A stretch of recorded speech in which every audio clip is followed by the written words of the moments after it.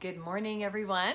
So I hope that I can make this video right now being truly authentic and to not worry about whether or not you're going to get something out of it, and instead speak straight from my heart. Okay? So I did a meeting last night for my team, and I gathered some information ahead of time because we were going to be talking about the BBB. And I spoke to someone who is the top BBB earner in Canada. And in that conversation, I remember hearing her say, I learned about it from someone, and when I found out what it could do for me and how that money was just sitting there, she said, I made a decision at that moment that I would never miss it, ever. And that was 3 or 4 years ago. And that person said to me, I've never missed it. So I found myself leaving that phone call, asking myself, what's the difference between her and me? We're both completely capable of earning it, just like you are. If you're watching this, guarantee it, you are completely capable of it. So I noodled that. Thank you, Michelle McPhee. I noodled that for the last 14 hours. And I woke up feeling an emotion about it. I actually found myself feeling anger. And the anger, I realized, came from me settling and leaving it on the table for all these years and not taking advantage of it. And so I wanted to share with you, I kind of likened it to hunger. And I want to just go through that really quickly. So if your children were hungry or your pet was hungry, you would hear it. You would hear it from them and you would do something about it, and you wouldn't settle for anything less. Your commitment to getting them food would most likely be a 10. In fact, if you didn't find food that day, you might find yourself begging or on a street begging for money or something. You would be fully committed and you would not go to sleep until you found food for your children. So I found myself scaling, asking myself, where am I on the scale of fully committed, like a 10, like I would if my family needed food, to 1 or 0. And I found myself saying to myself, oh my gosh, yeah, I'm a 10 committed to making sure I have food in the fridge and that I'm planning ahead and that I pay attention to the signs. I pay attention to when there's only a couple more meals left. I plan ahead. I know how to do that, and I'm 10 committed. I've got their backs. I am never going to let my kids go hungry. But when I found myself scaling where I was at for commitment to making sure that I got my 3 new people every month and that I got my 10 or however many hostesses that I truly want in every month, I find myself settling and pretending it's not really there. I have a great intention to make those goals, and I even make charts and I get excited about it. And then as soon as I see the signs that I'm not there, I choose to get busy with other things. In fact, other things that may have been able to be taken care of in a short period of time, I've now blown them out of proportion because I needed to convince myself that I was too busy and that I needed to deal with that instead of dealing with my work. So my commitment level, I rated at a 2. And so now I am getting a 2 response. I'm getting a 2 outcome, and I don't like it. And so I ask you today to consider rating where you're at for your commitment with your business and do something about it. Now, before I let you go, I want to remind you, as humans, we are only ever, in every decision we make, moving towards pleasure or avoiding pain. So if you are avoiding things in your business, then it's really quite simple. You have done what I have done, and that is that you have anchored pain to some actions in your business. I anchored pain to getting bookings And I've anchored pains to all the other, or pain into all the other actions, hostess, coaching, etc. I've made it toxic, therefore I avoid it. The person who I interviewed only anchors fun and joy and delight with all of these steps. So naturally, she will continue to keep jumping into the pleasure and spreading the joy. So I have decided that because gardening is a love of mine, I'm going to do a comparison with gardening. So there's 10 steps to creating an amazing garden. Step number 1 is decide what you want. I want this many bookings. I want this many new team members, and I want this many, whatever you decide. That's what you're going to grow, okay? Whatever you want to grow, you must measure, okay? So keep that in your mind. Choose a location is step 2 for creating a perfect garden. Choose a location. Find a space for you to work in. Find the hours, the availability that you need to put towards nourishing, creating, harvesting a garden, okay? Building a crop. Number 3 is make your plan.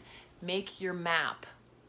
Where is the garden bed? Where the garden bed's going to go? What action steps need to happen? What soil? Your environment. Step number 4 is invest in tools. So your tools for your garden are going to be a little bit different than what you are going to need for your building your team, but there's still tools that are necessary to build. So it might be that you need to invest in some supplies and some it might be that you need to invest in training that's in the back office and get to know it, navigate that, learn how to use it. It might be that you are going to seek out people who are already doing what you want to accomplish, and then you're going to model them, ask questions, shadow them. People that are successful love to share what they're doing that got them there. The next thing you're going to do is you're going to test your soil, test your environment. Is there, test your beliefs, because your beliefs in your mind is what your body is going to follow. Test your beliefs, test your family's beliefs. The people that are in your environment, in your soil. You want to make sure that you are going to remove any toxic waste, any pests that are going to gnaw at you and eat your foliage, okay?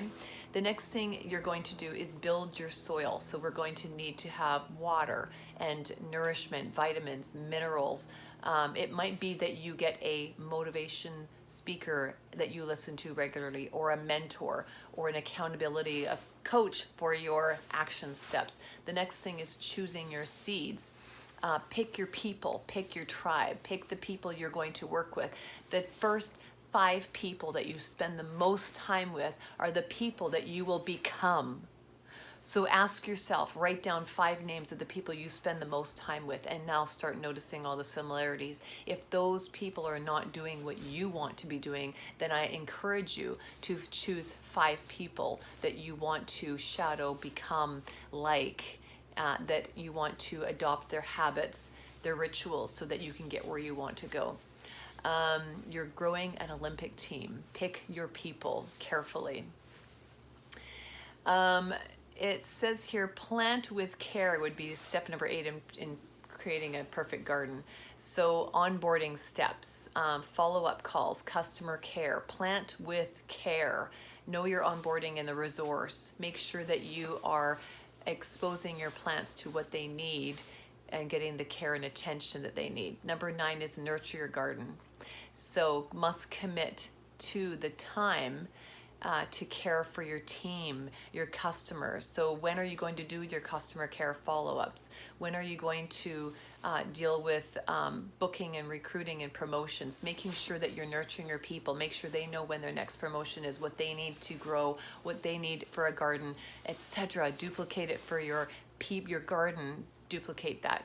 And then 10 is enjoy your harvest. So remember, even though a plant might be beautiful, you might have this gorgeous lettuce, but you don't leave it. It's going to seed and go awful and taste terrible. You don't just leave it because it's growing. You need to go in there and trim carefully and continue to maintain it, just like you would your regular leaders and your team members, so that they continue to replenish and regrow.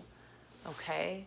So on that note, I ask you today to write down your level of commitment. And if there's something that's toxic in your environment, whether it's your belief, your mindset, then I want you to find what you need to solve it.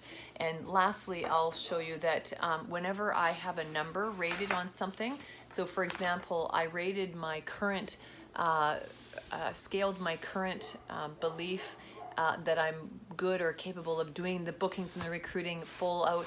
I rated them at a 2 right now, if 10 was my full potential. So immediately on a piece of paper, I wrote, okay, for bookings and recruiting, what needs to happen for me to get it to a 3?